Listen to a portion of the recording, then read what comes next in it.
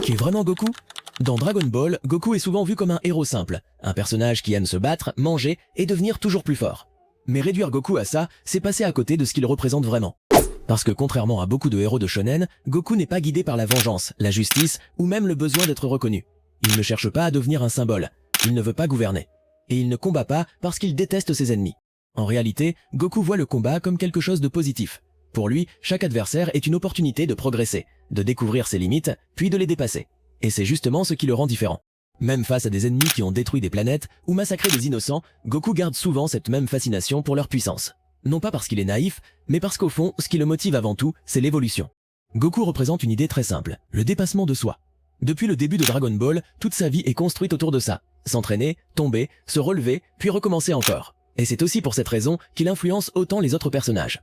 Vegeta passe sa vie à essayer de le rattraper. Piccolo change complètement après l'avoir affronté.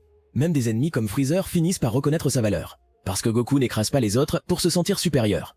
Il pousse constamment tout le monde à devenir meilleur. Et au final, ce qui rend Goku aussi marquant depuis autant d'années, ce n'est pas seulement sa puissance. C'est l'idée qu'il représente. Peu importe ton niveau actuel, tu peux toujours aller plus loin. Chaque personnage représente quelque chose, alors dis-moi lequel je devrais analyser ensuite.